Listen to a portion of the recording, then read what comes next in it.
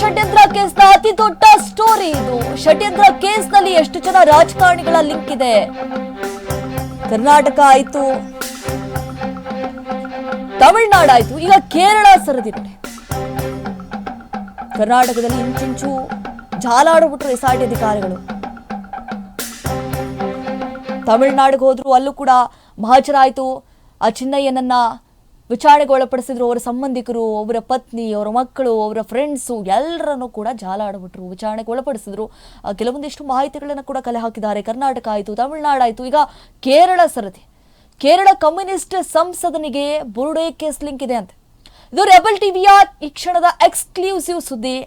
ಹಾಗಾದ್ರೆ ನೋಡಿ, ಧರ್ಮಸ್ಥಳ ಬುರುಡೆ ಪ್ರಕರಣದಲ್ಲಿ ಕೇರಳದ ಕಮ್ಯುನಿಸ್ಟ್ ಸಂಸದನ ಹೆಸರು ಕೂಡ ಈಗ ತಳಕು ಹಾಕಿಕೊಂಡಿದೆ.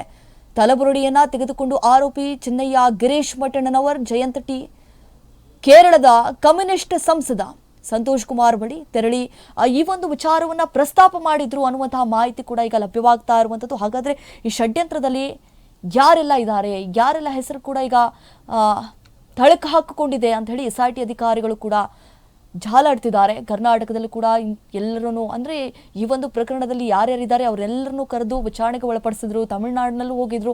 ಆ ಸಂದರ್ಭದಲ್ಲಿ ಚಿನ್ನಯ್ಯನನ್ನ ಸಂಬಂಧಿಕರು, ಅವರ ಫ್ರೆಂಡ್ಸು, ಅವರ ಪತ್ನಿ, ಮಕ್ಕಳು ಎಲ್ಲರನ್ನೂ ಕೂಡ ವಿಚಾರಣೆಗೆ ಒಳಪಡಿಸಿದ್ರು. ಈಗ ಕೇರಳ ಸರದಿ, ಕೇರಳ ಕಮ್ಯುನಿಸ್ಟ್ ಸಂಸದನಿಗೆ ಬುರುಡೆ ಕೇಸ್ ಲಿಂಕ್ ಇದೆ ಅಂತೆ. ಇದು ರೆಬಲ್ ಟಿವಿಯ ಈ ಕ್ಷಣದ ಎಕ್ಸ್ಕ್ಲೂಸಿವ್ ಸುದ್ದಿ.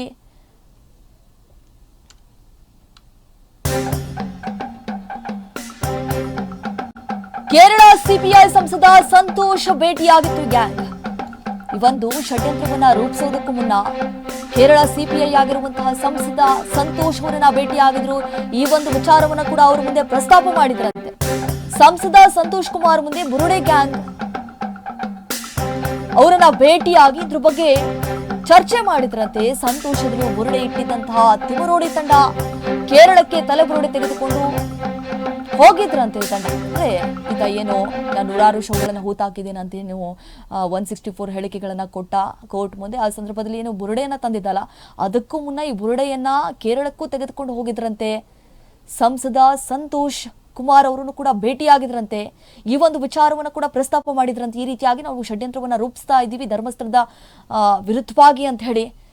ಸೊ ಚಿನ್ನಯ್ಯ ಗಿರೀಶ್ ಮಠಣ್ಣನವರ್ ಜಯಂತ್ ಅವರಿಂದ ಭೇಟಿಯಾಗಿತ್ತು. ಎಸ್ಐಟಿ ತನಿಖೆಯಲ್ಲಿ ಕಮ್ಯುನಿಸ್ಟ್ ಸಂಸದನ ಹೆಸರು ಕೂಡ ಈಗ ಬಹಿರಂಗ ಆಗಿದೆ ಅಂತೆ. ತಲೆಬುರುಡಿಯನ್ನ ತೆಗೆದುಕೊಂಡು ಆರೋಪಿ ಚಿನ್ನಯ್ಯ ಗಿರೀಶ್ ಮಠಣ್ಣನವರ್ ಜಯಂತ ಟಿ ಕೇರಳದ ಕಮ್ಯುನಿಸ್ಟ್ ಸಂಸದ ಸಂತೋಷ್ ಕುಮಾರ್ ಬಳಿ ತೆರಳಿ ಈ ಒಂದು ವಿಚಾರವನ್ನ ಕೂಡ ಪ್ರಸ್ತಾಪ ಮಾಡಿದ್ರು ಅಂತ ಹೇಳಿ ಸ್ಫೋಟಕ ಮಾಹಿತಿ ಎಸ್ಐಟಿ ಅಧಿಕಾರಿಗಳು ತನಿಖೆ ಮಾಡುವಂತಹ ಸಂದರ್ಭದಲ್ಲಿ ತಿಳಿದು ಬಂದಿದೆ. ನೋಡಿ, ಪ್ರಕರಣದಲ್ಲಿ ಕೇರಳದ ಕಮ್ಯುನಿಸ್ಟ್ ಸಂಸದ ಸಂತೋಷ್ ಕುಮಾರ್ ಅವರ ಕೈವಾಡ ಇದೆ ಎನ್ನುವಂತಹ ವಿಚಾರ ಕೂಡ ಬಯಲಾಗಿದೆ.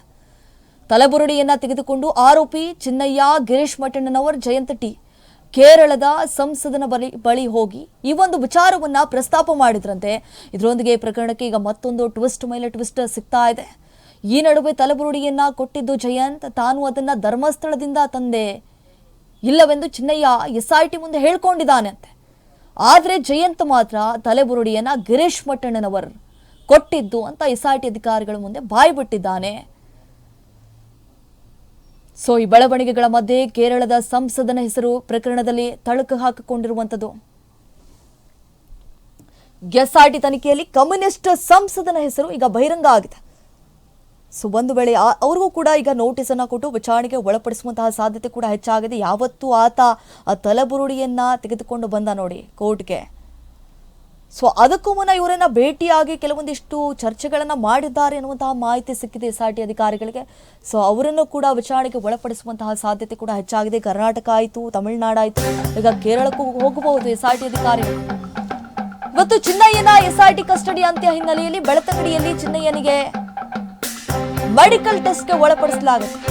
ಮೆಡಿಕಲ್ ಟೆಸ್ಟ್ಗೆ ಕರೆದುಕೊಂಡು ಹೋಗಿದ್ದಾರೆ ಎಸ್ಐಟಿ ಅಧಿಕಾರಿಗಳು. ಈಗ ಕೋರ್ಟ್ ಮುಂದೆ ಪ್ರೊಡ್ಯೂಸ್ ಮಾಡಲಾಗುತ್ತೆ ಆತನನ್ನ. ಎರಡೆರಡು ಬಾರಿ ಎಸ್ಐಟಿ ಅಧಿಕಾರಿಗಳು ಆತನನ್ನ ವಿಚಾರಣೆಗೆ ಒಳಪಡಿಸಿದ್ರು. ಎರಡೆರಡು ಬಾರಿ ಆತನನ್ನ ಕಸ್ಟಡಿಗೆ ಪಡೆದುಕೊಂಡಿದ್ರು. ಮೆಡಿಕಲ್ ಟೆಸ್ಟ್ ಬಳಿಕ ಚಿನ್ನಯ್ಯನನ್ನ ಮತ್ತೆ ಕೋರ್ಟ್ಗೆ ಹಾಜರುಪಡಿಸಲಾಗುತ್ತೆ. ಎಸ್ಐಟಿಯಿಂದ ಎರಡನೇ ದಿನವೂ ಕೂಡ ಮಠಣ್ಣನವರ ವಿಚಾರಣೆಯಾಗಲಿದೆ.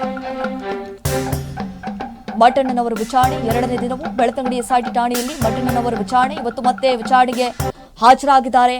ಒಂದು ಕಡೆ ಅಭಿಷೇಕ್ಗೆ ತಲಾಶ್ ನಡೆಸಿದ್ರು, ವಿಚಾರಣೆ ಮೇಲೆ ವಿಚಾರಣೆ ಕೂಡ ನಡೆಸಿದ್ರು. ಇತ್ತ ಜಯಂತ್ಗೂ SIT ಅಧಿಕಾರಿಗಳಿಂದ ವಿಚಾರಣೆಗೆ ಒಳಪಡಿಸುವಂತಹ ಸಾಧ್ಯತೆ ಕೂಡ ಹೆಚ್ಚಾಗಿದೆ. ಹಾಗೆ ಬೆಳ್ತಂಗಡಿ ಕೋರ್ಟ್ಗೆ ಹಾಜರುಪಡಿಸಲಿದ್ದಾರೆ SIT ಅಧಿಕಾರಿಗಳು. ಅದಕ್ಕೂ ಮುನ್ನ ಚಿನ್ನಯ್ಯನನ್ನ ಈಗಾಗಲೇ ಮೆಡಿಕಲ್ ಟೆಸ್ಟ್ಗೆ ಒಳಪಡಿಸಲಾಗಿದೆ.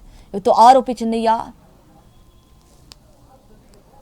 ಜೈಲು ಪಾಲಾಗುವಂತಹ ಸಾಧ್ಯತೆ ಕೂಡ ದಟ್ಟಾಗಿ ಕಾಣಿಸ್ತಾ ಇರುವಂಥದ್ದು. ಯಾಕಂದ್ರೆ ಎರಡೆರಡು ಬಾರಿ ಚಿನ್ನಯ್ಯನನ್ನ ವಿಚಾರಣೆಗೆ ಒಳಪಡಿಸಲಾಗಿತ್ತು. ಅಂದ್ರೆ ಮೊದಲ ಬಾರಿಗೆ ಯಾವತ್ತು ಅವರು ಕಸ್ಟಡಿಗೆ ಪಡೆದುಕೊಂಡ್ರು ಅವತ್ತು 10 ದಿನಗಳ ಕಾಲ ಆತನನ್ನ ವಿಚಾರಣೆ ಮೇಲೆ ವಿಚಾರಣೆ ಮಾಡಿದ್ರು. ಕೆಲವೊಂದಿಷ್ಟು ಜಾಗಗಳನ್ನ ಕೂಡ ಮಹಜರು ಮಾಡಿದ್ರು. ಕೆಲವೊಂದಿಷ್ಟು ಆತ ಹೇಳಿಕೆಗಳನ್ನ ಕೊಟ್ಟ. ಈಗ ಆರೋಪಿಗಳ ಹೆಸರು ಕೂಡ ಆತ ಬಾಯಿ ಬಿಟ್ಟಿದ್ದಾನಂತೆ. ಇಲ್ಲಿ ಕಮ್ಯುನಿಸ್ಟ್ ಸಂಸದರಾಗಿರುವಂತಹ ಸಂತೋಷ್ ಅವರ ಕೂಡ ಹೆಸರು ಕೂಡ ಈಗ ತಳಕು ಹಾಕೊಂಡಿದೆ. ಕರ್ನಾಟಕ ಆಯಿತು, ತಮಿಳುನಾಡಾಯಿತು, ಈಗ ಕೇರಳ ಸರತಿ. ಕೇರಳದಲ್ಲೂ ಕೂಡ ಹೋಗಿ ಮೇ ಬಿ ಆತನನ್ನು ಕರ್ಕೊಂಡು ಹೋಗ್ಬೋದು ಅಥವಾ ಆತ ಜೈಲು ಪಾಲಾಗ್ಬೋದು, ಗೊತ್ತಿಲ್ಲ. ಏನಾಗುತ್ತೆ ಇವತ್ತು, ಏನು ಹೇಳ್ತಾರೆ ಇವತ್ತು ನ್ಯಾಯಾಧೀಶರು. ಇವತ್ತು ಮತ್ತೆ ಕಸ್ಟಡಿಗೆ ಕೇಳೋದು ತೀವ್ರ ಕಮ್ಮಿ ಅಂತ ಹೇಳಲಾಗ್ತಾ ಇದೆ. ಒಂದು ವೇಳೆ ಕೇಳಿದ್ರು ಕೂಡ ಕೋರ್ಟ್ಗೆ ಕೊಡೋದು ತೀರಾ ಕಡಿಮೆ. ಸೊ ಹಾಗೆ ಮತ್ತೆ ಈಗ ಬೆಳ್ತಂಗಡಿ SIT ಠಾಣೆಯಲ್ಲಿ ಮಟ್ಟಣ್ಣನವರು ವಿಚಾರಣೆಗೆ ಹಾಜರಾಗ್ತಿದ್ದಾರೆ. ಇವತ್ತು ಮತ್ತೆ ವಿಚಾರಣೆಗೆ ಹಾಜರಾಗಿದ್ದಾರೆ ಮಟ್ಟಣ್ಣನವರು. ಅಭಿಷೇಕ್ ನೋಡಿ, ಅಭಿಷೇಕ್ಗೆ ಕೆಲವೊಂದಿಷ್ಟು SIT ಅಧಿಕಾರಿಗಳಿಂದ ಡ್ರಿಲ್ ಮೇಲೆ ಡ್ರಿಲ್ ಆಯಿತು. ಆತ ಕೂಡ ಗ್ಯಾಂಗ್ ಹೆಸರು ಕೂಡ ಬಾಯಿ ಬಿಟ್ಟಿದ್ದಾನಂತೆ. ಈ ರೀತಿಯಾಗಿ ಅವ್ರು ಹೇಳಿದ್ರು, ನಾನು ಹಾಗಾಗಿ ಮಾಡಿದೆ ಅಂತ ಹೇಳಿ ಕಣ್ಣೀರು ಹಾಕಿದ SIT ಅಧಿಕಾರಿಗಳ ಮುಂದೆ. ಹಾಗೆ ಜಯಂತ್ಗೂ ಕೂಡ SIT ಅಧಿಕಾರಿಗಳಿಂದ ವಿಚಾರಣೆ ಆಗುವಂತಹ ಸಾಧ್ಯತೆ ಕೂಡ ಹೆಚ್ಚಾಗಿದೆ.